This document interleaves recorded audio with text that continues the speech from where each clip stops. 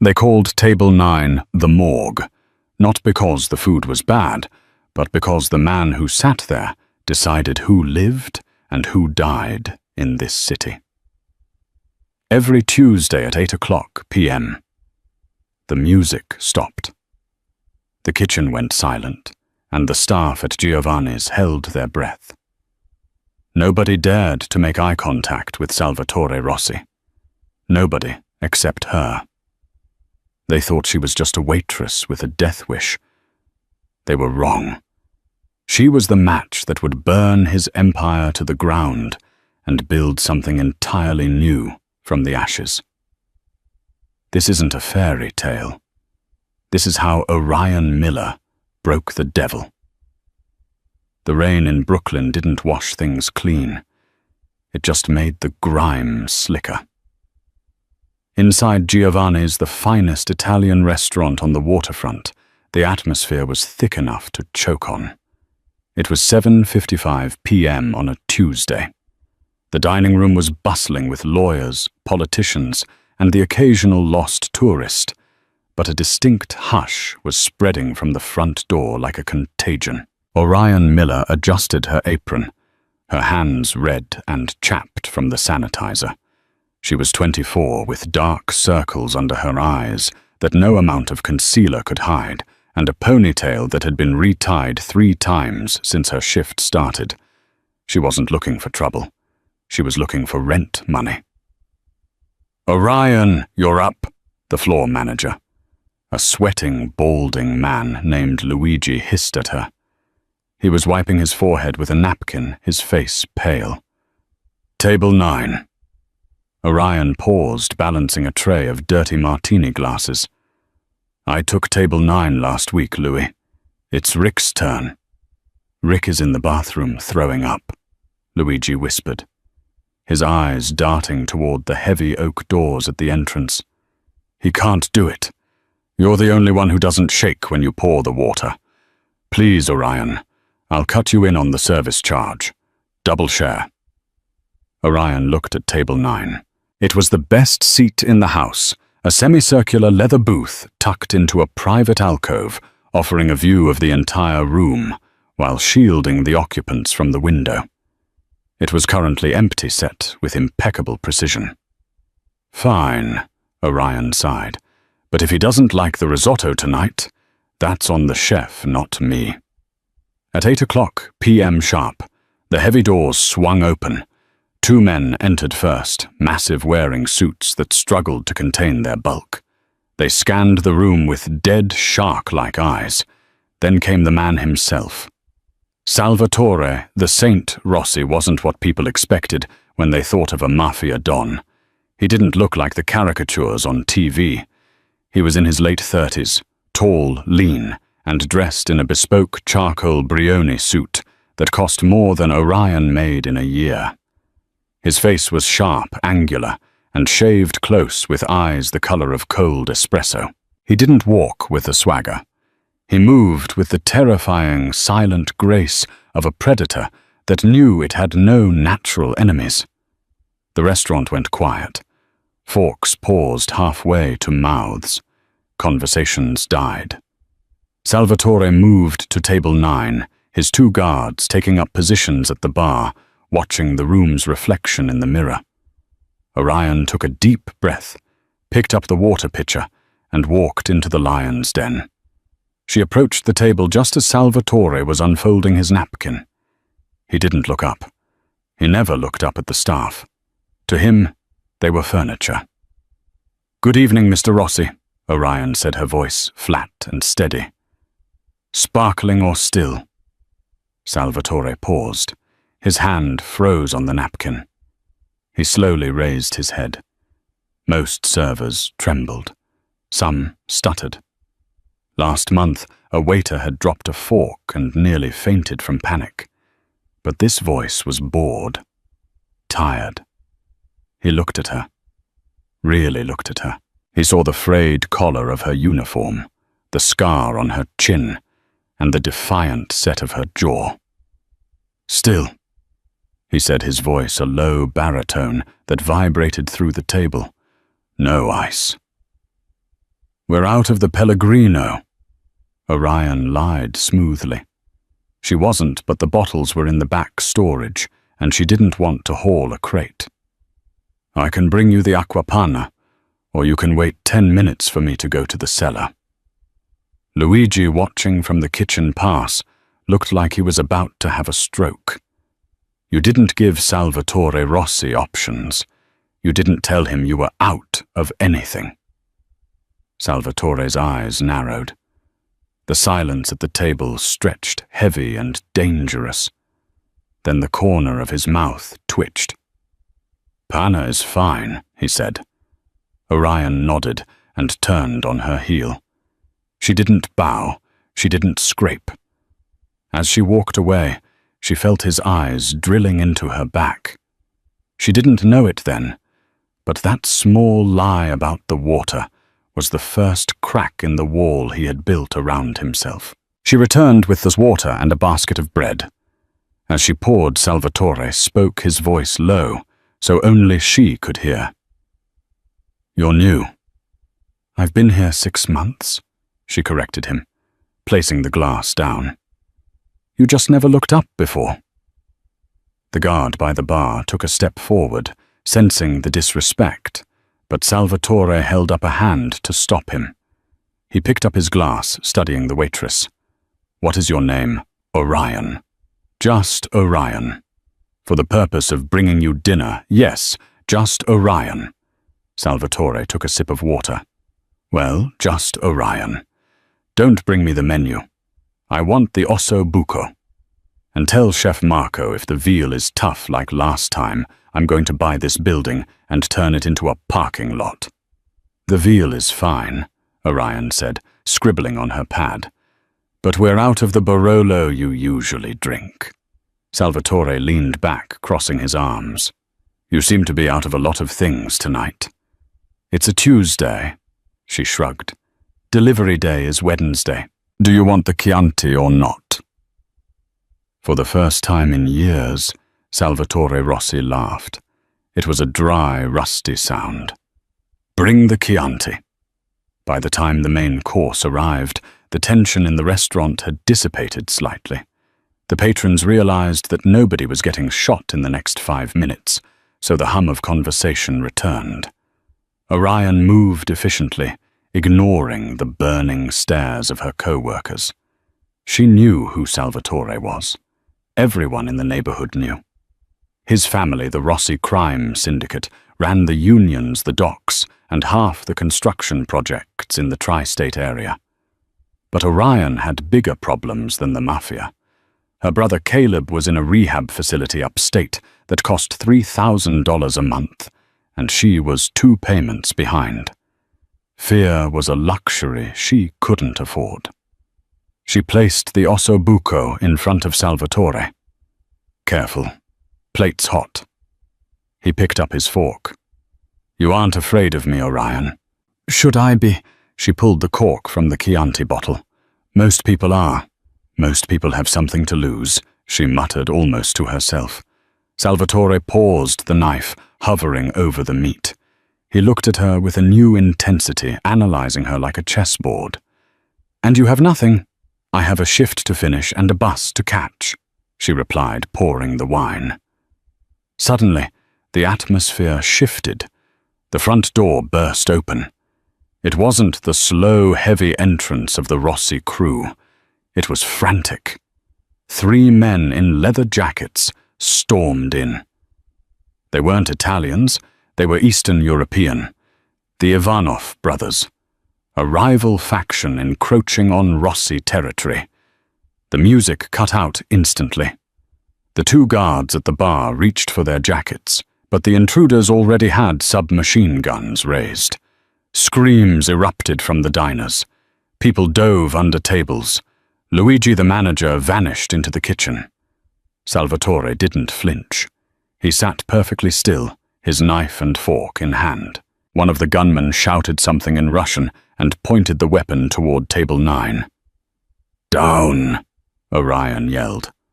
Without thinking, she didn't dive for cover. She shoved Salvatore hard in the shoulder, knocking him sideways into the leather booth just as the glass behind him shattered into 1,000 diamonds. Rat-tat-tat-tat-tat. Bullets chewed up the mahogany paneling where Salvatore's head had been a second ago. The noise was deafening. Debris flew everywhere. Salvatore's guards returned fire instantly. The restaurant turned into a war zone. Orion was pressed against the floor of the booth, smelling the leather and the gun smoke.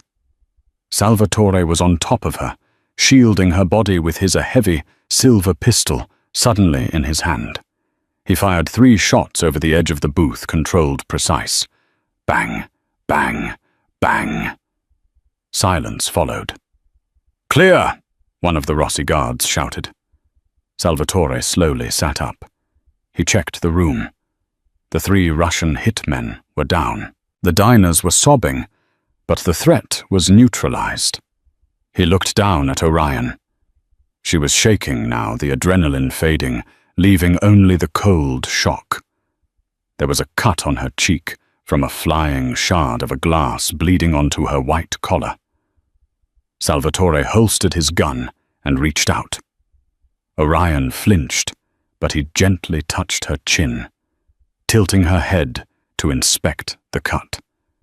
His fingers were warm, his touch surprisingly gentle for a man who had just killed 3 people. "You pushed me," he said, his voice laced with disbelief. You were just sitting there." Orion breathed, her heart hammering against her ribs. "You saved my life." I reacted. It was a reflex. "No," Salvatore said, his eyes darkening. "People run. People hide. You stood in front of a bullet."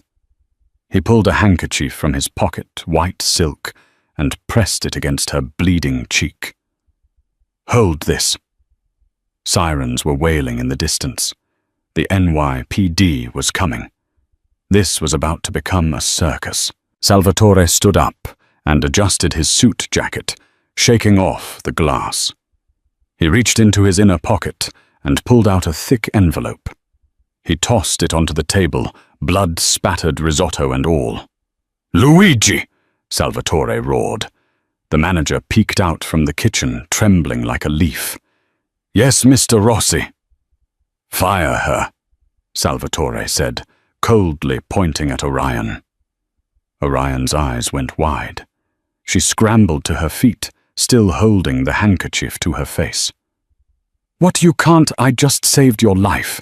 "I said fire her," Salvatore repeated, not looking at Luigi. He stared directly at Orion. "She is done here. If I see her working in this restaurant again, I burn it down." "Yes, sir, Mr. Rossi." "Immediately, sir," Luigi stammered. Salvatore turned to Orion. "Get your things. Get out. Now!" "You son of a bitch!" Orion spat tears of frustration stinging her eyes. "I need this job." "Not anymore," Salvatore said. He turned to his guards. "Let's go before the cops get the perimeter set up, leaving out the back." He walked away without looking back, leaving Orion standing amidst the ruin of the dining room, unemployed, bleeding and furious. She looked down at the table. The envelope he had thrown down was sitting next to the bread basket. She grabbed it, intending to throw it at his retreating head, but the weight of it stopped her. She opened the flap. It was cash.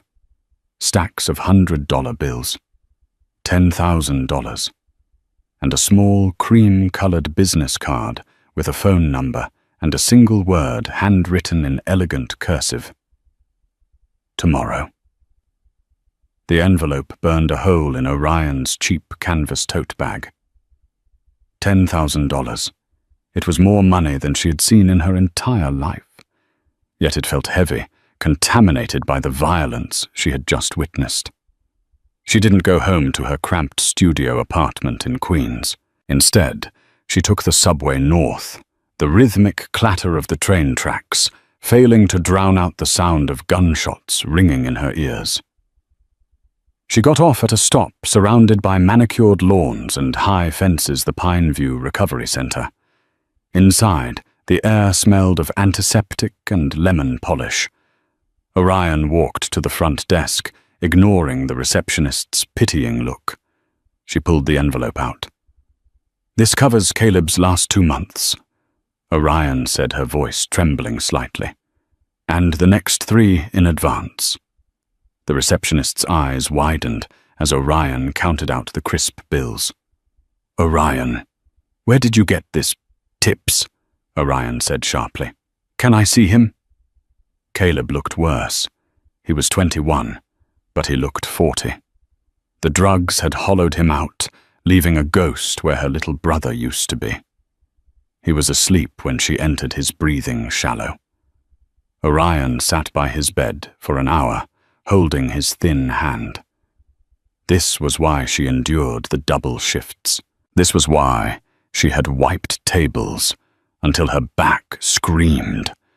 And now, because of Salvatore Rossi, she had no job to come back to. $10,000 bought time. It didn't buy a future.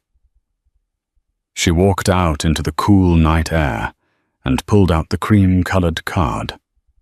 Tomorrow. It was already 2:00 a.m. Technically, it was tomorrow. She dialed the number. It rang once. "Miller," a voice answered. It wasn't Salvatore. It was deep gravelly. "I'm calling the number," Orion said. "He said to call." "We know who you are. A car is 2 minutes away. Wait at the curb." "I'm at—" "We know where you are." The line went dead. 2 minutes later, a black Lincoln Navigator rolled up silently. The back window rolled down. It was the guard from the restaurant, the one who had almost drawn on her. He nodded toward the door. Orion got in. She had nothing to lose but the debt that would eventually crush her.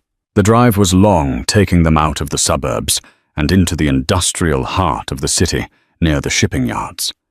They pulled up to a massive warehouse converted into a sleek brutalist office complex. Rossi Logistics. Inside it was a fortress. Cameras swept every corner. Men in suits moved with purpose, carrying tablets and files.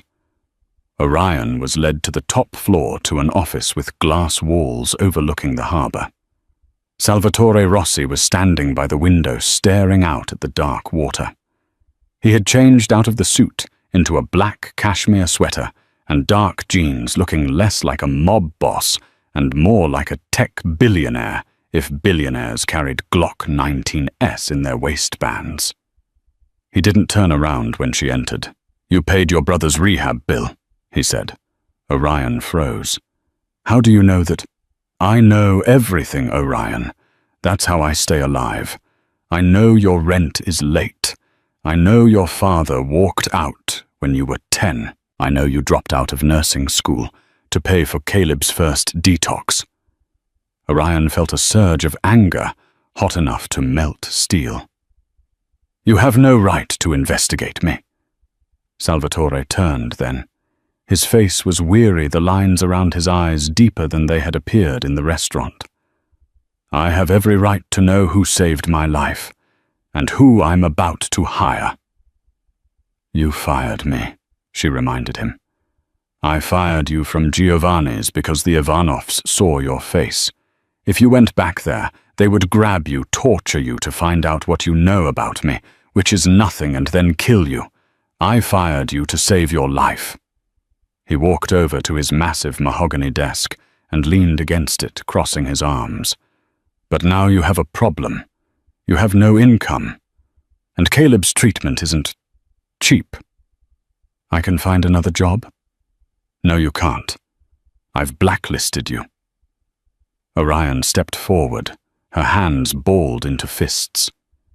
"You did what? No restaurant in the city will hire you. I made 3 calls. You are untouchable. You arrogant, controlling. I need a house manager." Salvatore interrupted, his voice cutting through her rage. "My estate in Long Island. It's a mess. My staff are incompetent or thieves.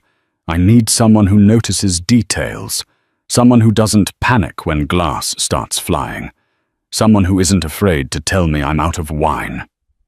Orion stared at him. "You want me to be your maid? I want you to run my life outside of this business. Manage the house, the staff, the kitchen, and the schedules. You live on the property, rent-free. You'll be safe behind my walls. And the pay. $10,000 a month, plus full medical for you and your brother." Orion's breath hitched. That was more money than she could ever dream of. It would save Caleb. It would save her. But it meant selling her soul to the devil. "Why me?" she asked quietly. "You can hire professional estate managers." Salvatore walked up to her, invading her personal space. He smelled of sandalwood and gun oil. He looked down at her, his dark eyes searching hers. "Because professional managers steal. Because they are loyal to the paycheck, not the person. You pushed me out of the way of a bullet before you even knew you were doing it. You have instincts, Orion. I can't buy instincts." He extended a hand. "Take the job, or walk out the door and try to find work in a city where I own the pavement." Orion looked at his hand. It was a rough hand, a killer's hand. But it was also the hand that had pressed a silk handkerchief to her cheek. She took it. "I want Sundays off," she said, "to visit Caleb." Salvatore gripped her hand. His skin was electric against hers. "Deal. Pack your bags. You move in tonight." The Rossi estate, known simply as the Fortress by the locals, was a sprawling stone mansion set on 50 acres of private woodland on the North Shore. High walls topped with censers surrounded the perimeter. It was beautiful, cold, and imposing. Orion arrived with 2 suitcases containing her entire life. She was met by Matteo Salvatore's consigliere. Matteo was a man in his 60s, dressed in a tweed suit, looking like a kindly grandfather, though Orion knew he had probably ordered more hits than she had served hot dinners. "Miss Miller," Matteo said, his voice raspy. "Don Salvatore has given you the East Wing suite. It was his mother's room. He has never let anyone stay there." Orion blinked. "I can take the staff quarters." "You are not staff exactly," Matteo said, leading her through the marble foyer. "You are a personal appointment. Do not insult him by refusing." The house was magnificent but sterile. It felt like a museum, not a home. Dust motes danced in the shafts of light, but the furniture looked like it hadn't been sat on in years. "Your duties," Matteo recited as they walked. "Manage the cleaning crew. We use an outside service. You must supervise them to ensure no listening devices are planted. Stock the kitchen. Manage the Don's wardrobe. Coordinate with his security detail regarding guests. And keep him alive." "Keep him alive?" Orion asked, dragging her suitcase up the grand staircase. "The Don does not sleep. He forgets to eat. He works until he collapses. He is a machine. Your job is to remind him he is a man." The first week was a blur of logistics. Orion wasn't just a housekeeper. She was a general. She fired the cleaning crew on day 2 after catching one of them photographing Salvatore's mail. She hired a new team vetted by Matteo. She reorganized the pantry, threw out the expired food, which was everything, and restocked the wine cellar with actual Barolo. Not the cheap stuff the previous manager had been billing Salvatore for. She barely saw Salvatore. He left before dawn and returned long after she was asleep. It was like living with a ghost. until Friday. It was 3 a.m. Orion woke up thirsty. She pulled on a silk robe, a perk of the job found in the wardrobe, and went down to the kitchen. The lights were off, but the refrigerator cast a blue glow across the room. Sitting at the island was Salvatore. He was still in his suit pants and dress shirt, but the shirt was unbuttoned his tie on the floor. He had a glass of whiskey in one hand and his head in the other. He looked devastated. Orion hesitated in the doorway. "Mr. Rossi."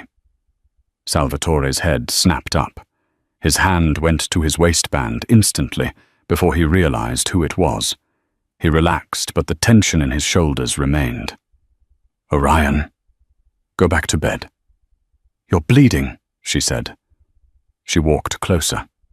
There was a dark stain spreading on the white sleeve of his shirt. "It's a graze. Just a scratch." "Let me see." I said go to bed. Orion ignored him. She walked to the sink, dampened a clean towel, and grabbed the first aid kit she had organized under the counter. She walked up to him and pushed his hand away from the whiskey glass. "Jacket off. Shirt up." Salvatore stared at her. The defiance in her eyes was the only thing in the house that seemed real to him. Slowly he peeled off the shirt. Orion sucked in a breath. His torso was a map of violence. Scars, knife wounds, bullet holes, burns crisscrossed his olive skin. But there was a fresh, angry gash on his upper arm, still oozing blood. "Who stitched this?" she asked, examining the sloppy work. "I did. In the car." "You're terrible at sewing," she muttered. "Sit still." She cleaned the wound with efficient, gentle movements. Salvatore watched her face. She wasn't wincing. She wasn't crying. She was focused. "Why aren't you asking what happened?" he asked, his voice rough. "Because if I know, I become a liability," she said, applying antiseptic. "And I like this job. The dental plan is excellent." Salvatore chuckled, a low rumble in his chest. "You are a strange woman, Orion Miller. And you are a messy man, Salvatore Rossi." She bandaged the arm and stepped back. "Do you want food? Real food, not liquid dinner." Salvatore looked at the whiskey, then at her. "I haven't eaten since breakfast." 20 minutes later, they were sitting at the kitchen island, eating carbonara. It was simple, hot, and salty. Salvatore ate like a starving man. "My mother used to make this," he said quietly, twirling the pasta. "It's a classic recipe," Orion said. "No cream, just egg yolks and cheese. It's good." He looked at her. "Thank you. Don't get used to it. I'm the manager, not the chef." "Why didn't you run?" he asked suddenly. "That night at the restaurant, or when I offered you the job. You know what I am. I am a monster, Orion. I kill people who get in my way." Orion looked down at her fork. "My brother Caleb. When he was 16, he got jumped by 3 guys on our way home from school. They wanted his sneakers. I didn't run then either. I hit one of them with a brick." Salvatore raised an eyebrow. "Is that so?" "We all do what we have to do to survive. You built an empire to survive. I clean it to survive. We aren't that different." Salvatore reached out and tucked a loose strand of hair behind her ear. His fingers lingered on her jawline. The air in the kitchen suddenly felt very thin, very hot. "We are very different," he whispered. "I destroy things. You fix them." For a moment, Orion thought he was going to kiss her. Her heart hammered a frantic rhythm against her ribs. She wanted him to. God help her, she wanted the monster to kiss her. But then the security panel on the wall beeped. A red light flashed. "Perimeter breach. South Gate." Salvatore's expression instantly hardened into granite. The vulnerability vanished. He was the Don again. He stood up, grabbing his gun from the counter. "Go to your room," he ordered, his voice ice cold. "Lock the door. Do not come out until I come for you." "Salvatore! Go!" he roared. Orion ran. She sprinted up the stairs, her bare feet slapping against the cold marble. She made it to the east wing, through the bolt on her heavy oak door, and backed away. Outside, the night erupted. Automatic gunfire shattered the silence of the estate. Orion stood in the dark, trembling. But she didn't hide under the bed. She went to the window and peered through the blinds. Below on the lawn, shadows were moving. Muzzle flashes lit up the darkness. She saw Salvatore moving with that terrifying grace, taking cover behind a fountain, firing back. But then she saw something else. Behind the chaos near the garage entrance, a figure was moving. It wasn't an intruder. It was wearing the uniform of the Rossi security team. But he wasn't firing at the invaders.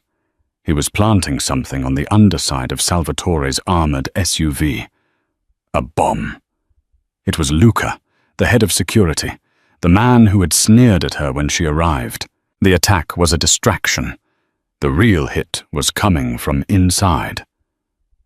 Orion didn't think.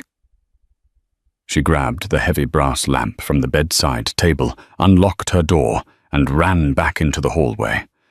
She wasn't safe behind the door. And if she didn't do something, Salvatore was a dead man. She knew the service corridors. She knew the shortcuts. While the gunfight raged on the front lawn, Orion Miller ran toward the garage, straight into the heart of the betrayal. The garage was a cavernous concrete space, smelling of cold oil and expensive rubber. The automatic lights flickered on as Orion burst through the service door, her chest heaving. The brass lamp gripped tightly in her sweating palm. It was quiet here, the gunfire outside muffled by the thick walls. Underneath the massive chassis of Salvatore's armored black SUV, a pair of legs was sticking out. "Luca!" Orion screamed, her voice echoing off the concrete. The legs scrambled. Luca slid out from under the car, a mechanic's creeper rolling with a squeak. In his hand, he held a detonator. Wired to the undercarriage was a brick of C4 plastic explosive blinking with a small red light. He looked at Orion, his eyes wide with panic that quickly curdled into a sneer. He reached for his holster, but he was awkward on the ground. "Stupid girl," Luca spat. "You should have stayed in your room." Orion didn't wait for him to draw. She wasn't a fighter, but she was desperate. She hurled the heavy brass lamp with all her strength. It wasn't an elegant throw, but it was effective. The heavy base smashed into Luca's shoulder, shattering the bone. Luca howled, dropping the detonator. He scrambled to his feet, clutching his arm, his face twisted in a mask of rage. With his good hand, he fumbled for his gun. "I'm going to kill you slowly for that," he hissed, raising the weapon. Orion dove behind a stack of winter tires just as the first shot rang out. The bullet ricocheted off the concrete floor, sending concrete dust stinging into her eyes. She covered her head, waiting for the end. She could hear Luca's heavy boots crunching on the floor, getting closer. Crunch, crunch. "Come out, Orion. Don't make me hunt." Orion looked around. She had a tire iron within reach. It was pathetic against a gun, but she grabbed it anyway. She wouldn't die on her knees. Suddenly, the service door behind Luca hissed open. Luca spun around, raising his gun, but he was too slow. Salvatore stood in the doorway.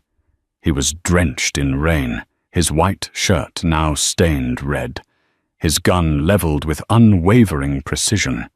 He took in the scene instantly. The bomb under the car, Orion cowering behind the tires, Luca with his weapon raised. "Drop it, Luca," Salvatore said. His voice wasn't loud. It was barely a whisper, but it carried the weight of a death sentence. "Sal!" Luca stammered, sweat pouring down his face. "Sal, listen. The Ivanovs, they have my sister. They said if I didn't—" "You put a bomb on my car," Salvatore said, stepping forward. "You let a hit squad onto my property. You endangered her." He gestured to Orion. "She's just the help," Luca screamed, desperate now. "I've been with you for 10 years. She's been here a week." She ran toward the danger. Salvatore said, his eyes dead. "You are the danger." Bang! A single shot. Luca crumpled to the floor, a hole in the center of his forehead. The silence that followed was heavy. Salvatore didn't look at the body.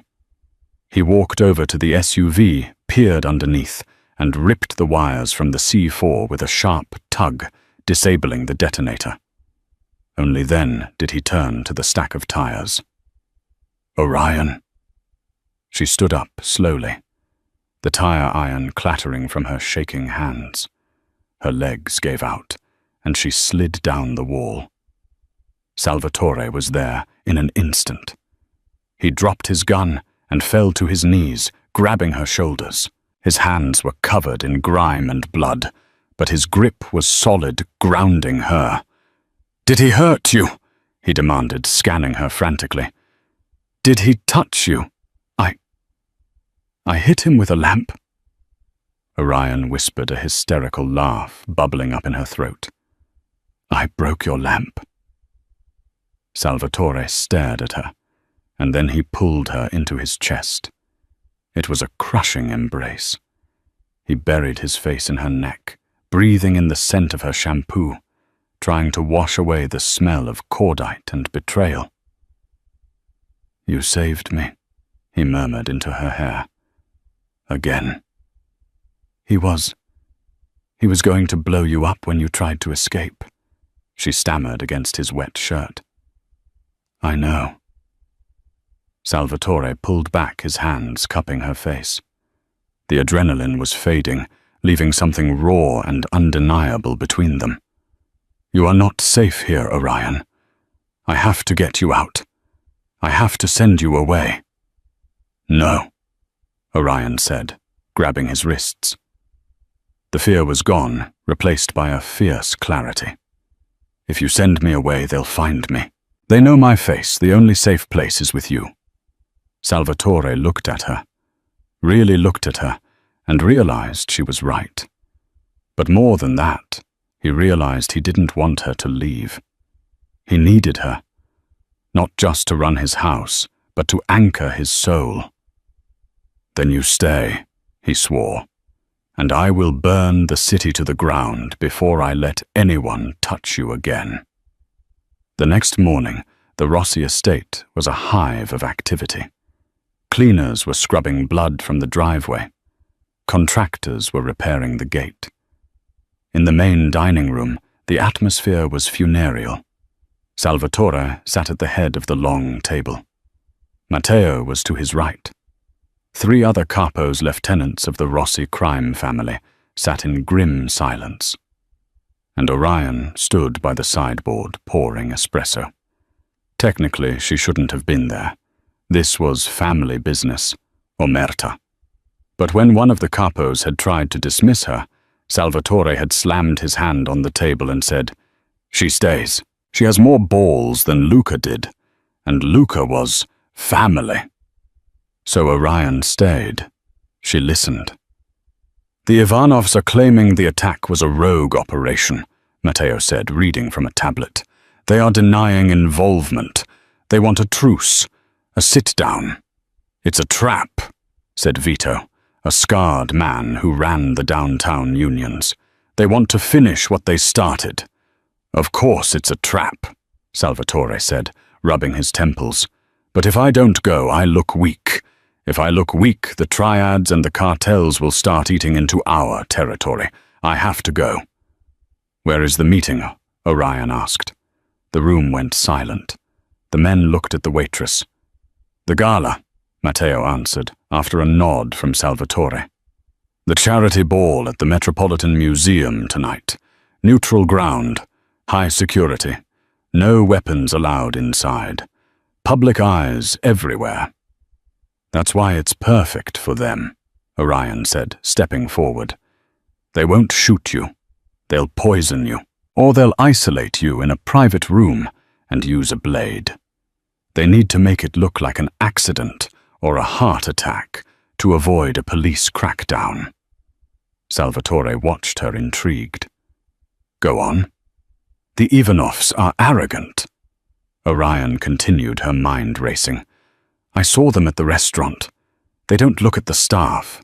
To them, servers are ghosts, just like you didn't look at me that first night." Salvatore winced slightly at the memory. "I learned my lesson." "They haven't," Orion said. "If you go in with your usual security, they'll be watching your men. They'll separate you.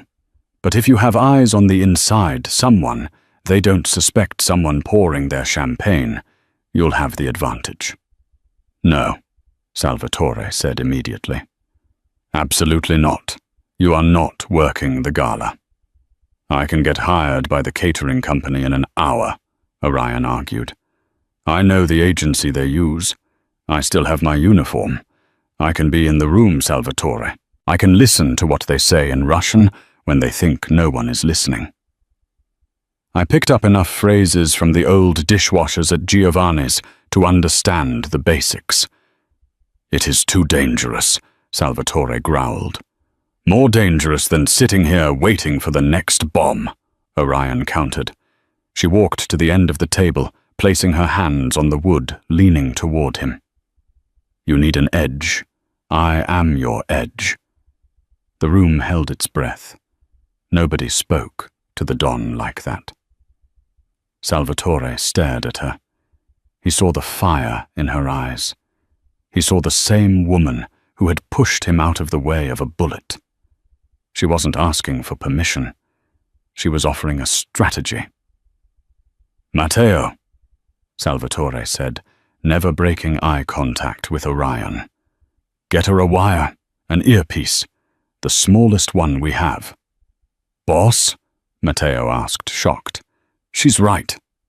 Salvatore stood up. "They won't look at her. They'll be too busy looking at me." He walked over to Orion, stopping inches from her. He reached out and adjusted the collar of her blouse, his knuckles grazing her neck. "If you sense anything at all, you get out. You run. You don't try to save me. Do you understand?" "I can't promise that," Orion whispered. Salvatore's eyes dropped to her lips. For a second, the room full of gangsters disappeared. "Tonight," he said low, "we end this." The Metropolitan Museum of Art was transformed. The Temple of Dendur was glowing with soft purple light, surrounded by tables draped in white linen and billionaires dripping in diamonds. Orion was invisible. Dressed in a black vest and white shirt, her hair pulled back in a tight bun, she moved through the crowd with a tray of champagne flutes. She looked like every other server, efficient, silent, subservient. But in her left ear was a microscopic bead connecting her directly to Salvatore's security team and Salvatore himself. She saw him enter. He was breathtaking. He wore a tuxedo that fit him like a second skin, flanked by Matteo and Vito. He moved through the crowd, shaking hands, smiling that shark-like smile. But his eyes were scanning, always scanning. "I'm in position," Orion whispered into the tiny microphone pinned to her collar. "North side, near the bar." "Copy."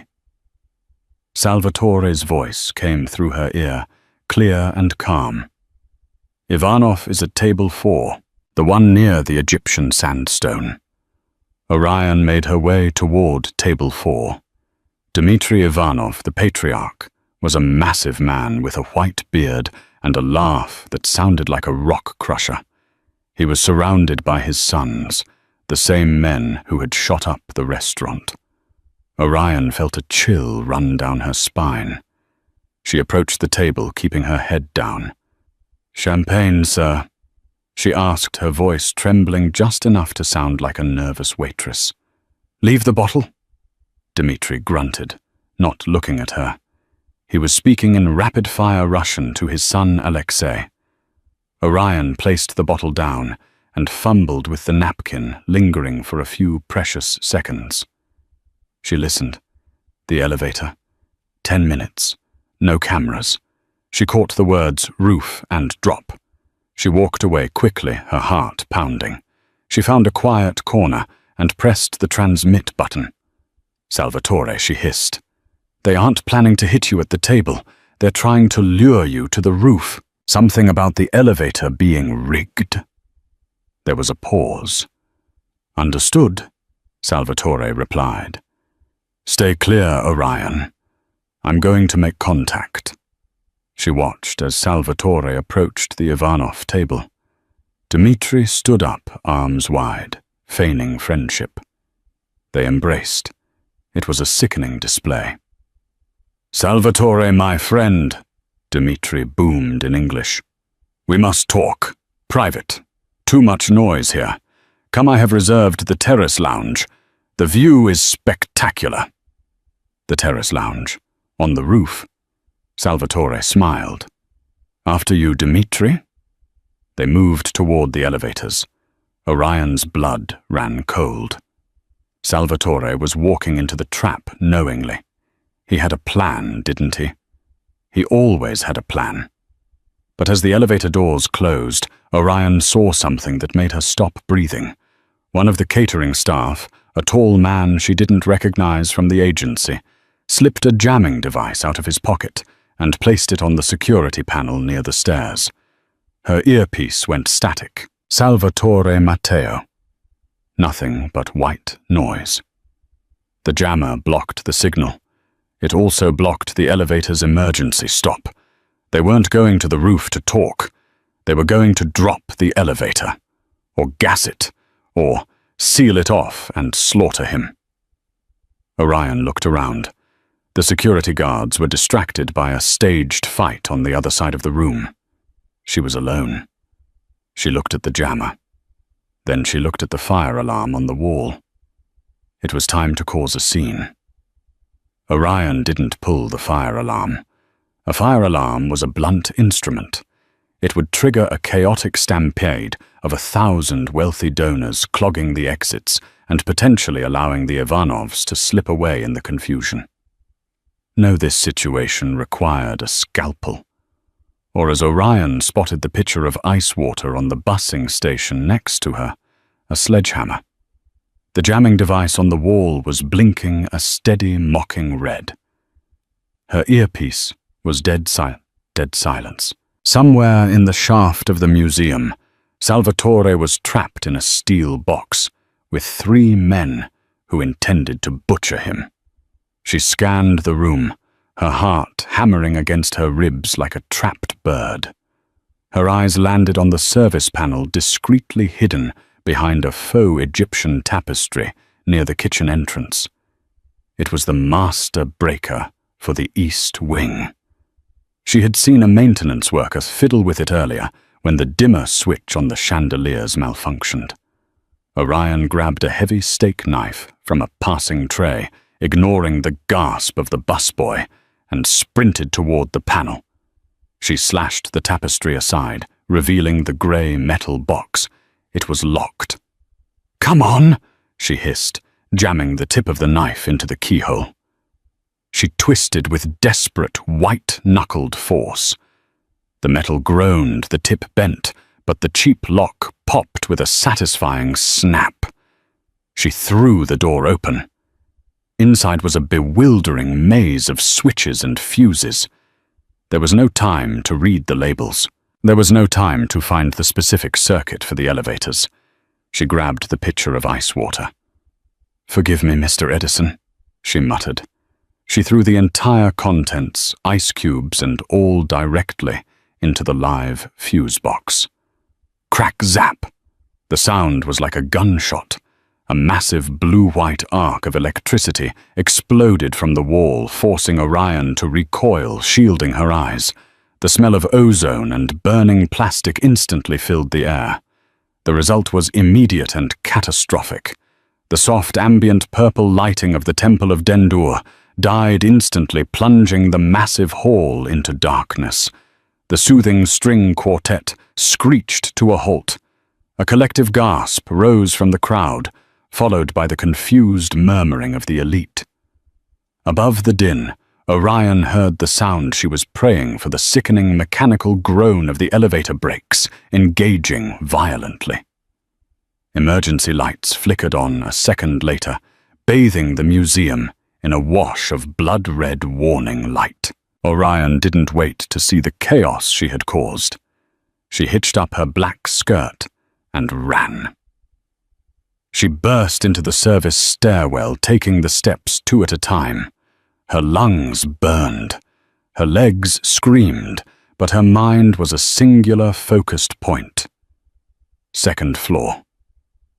Get to the second floor. If the elevator had stopped between floors when the power cut, the manual release on the landing above would be the only way out. She reached the second floor landing. It was deserted, the security guard having likely run downstairs to investigate the blackout. Orion threw herself at the elevator doors. She found the emergency keyhole at the top, a triangle shape. She didn't have the key. "Think, Orion, think," she screamed at herself. She jammed the bent steak knife into the seam of the doors and leveraged her body weight against it. Nothing.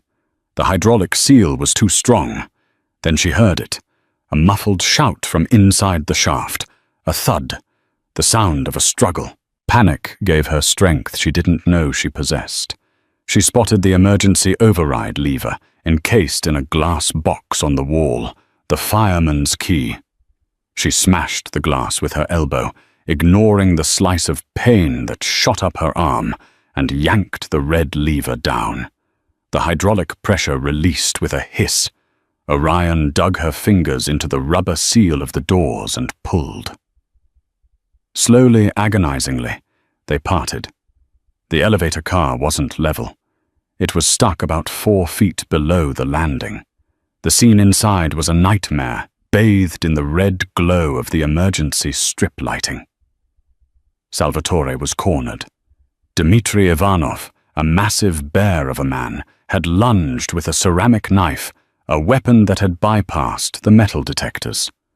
Salvatore had blocked the strike with his forearm, his tuxedo jacket shredded blood dripping onto his white shirt. Dimitri's 2 sons were trying to pin Salvatore's legs, kicking and striking. It was a losing battle. Salvatore was a lethal fighter, but in a 5x5 box against 3 men, the math was fatal. "Salvatore!" Orion screamed, her voice echoing down the shaft. The sound of her voice shattered the claustrophobic focus of the fight. Dmitri looked up, distracted for a fraction of a second. That was all Salvatore needed. He didn't look at Orion.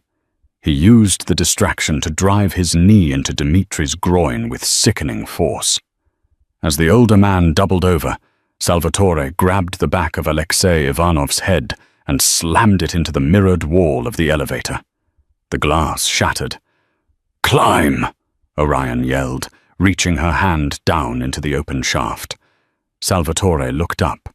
His face was a mask of fury and blood. He vaulted off the railing, grabbing the ledge of the second-floor landing. One of the sons, realizing their prey was escaping, lunged for Salvatore's legs. He grabbed Salvatore's ankle, his nails digging in, trying to drag him back down into the pit. Salvatore slipped his grip on the carpeted floor, failing. Orion threw herself onto the floor. She grabbed Salvatore's wrist with both hands, locking her fingers. She dug her heels into the floor, gritting her teeth. She wasn't strong enough to lift a 200-pound man, but she could be the anchor. "Kick him!" Orion shrieked.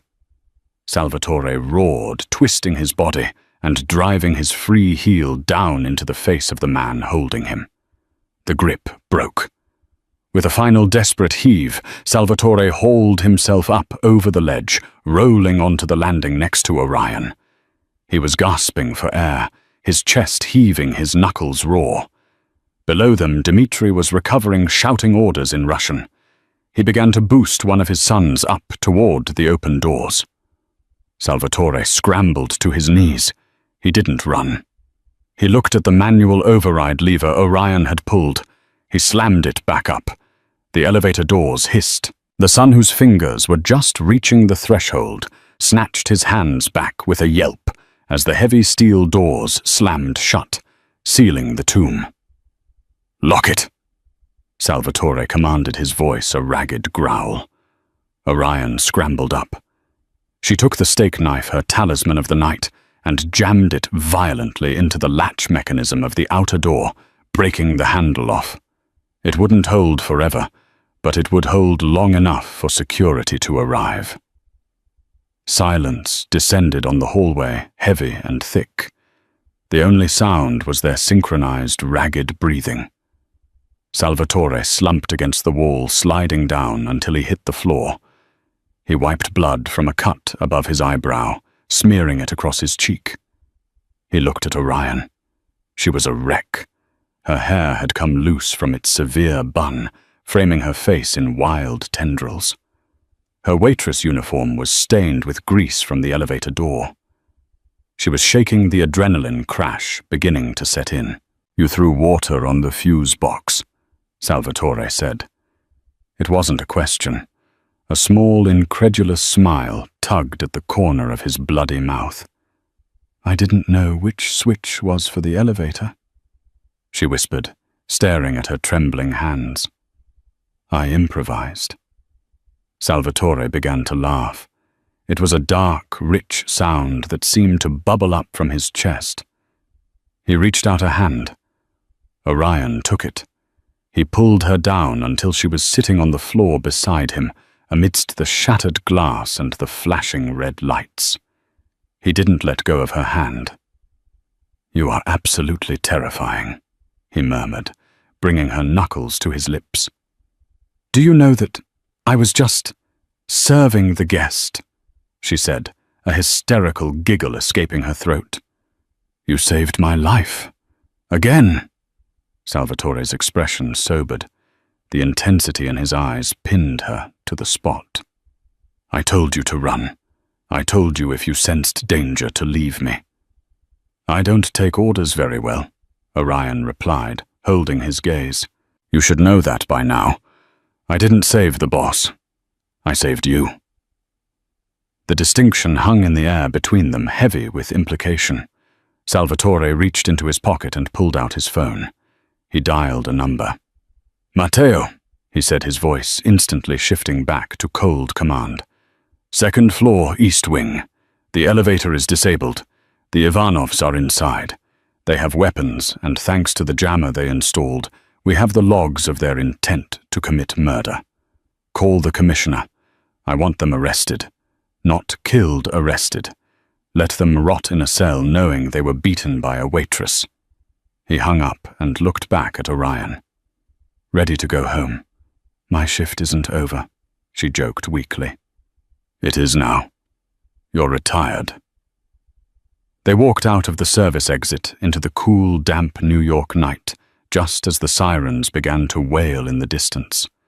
The flashing blue lights of the police cars bounced off the wet pavement, painting the city in a chaotic beauty. A black SUV screeched to the curb. Matteo jumped out, flanked by 4 guards. He looked at Salvatore's torn suit and bloodied face, then at Orion. He nodded once, a gesture of profound respect. Salvatore opened the rear door, but he didn't get in immediately. He turned to Orion. "The job is done," he said softly. "The Ivanovs are finished. The threat is gone. You are free, Orion. You can take the money I gave you. You can go back to school. You can leave the estate. You can have a normal life." Orion looked at the open car door. She looked at the city skyline, the world she used to inhabit, a world of overdue bills, fear, and insignificance. Then she looked at the man standing before her. A monster to some, a savior to others. A man who challenged the world and won, but who needed someone to watch the shadows he couldn't see. She realized she didn't want a normal life. She wanted this life. She wanted the fear. "I can't go back," she said, stepping closer to him. "I know too much. I've seen too much." "Is that the only reason?" Salvatore asked, his voice low. "No," Orion admitted. "I don't want to leave, but I'm done being the house manager. I'm done with the housekeeping. I'm done with the uniform." Salvatore smiled, and for the first time it reached his eyes completely. It wasn't the smile of a predator. It was the smile of a man who had finally found his equal.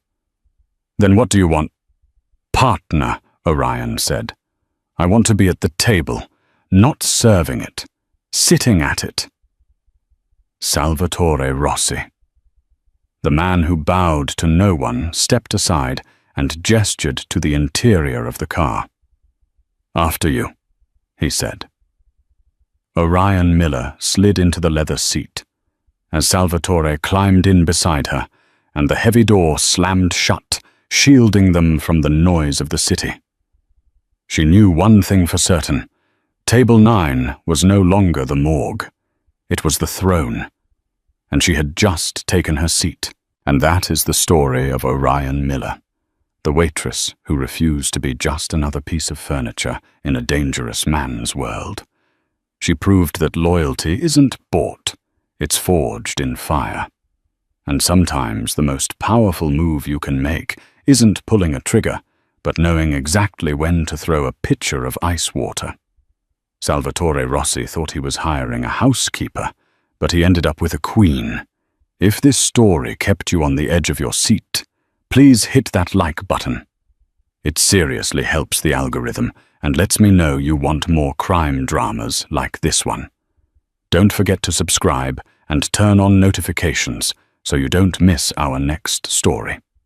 Thanks for watching, and stay safe out there.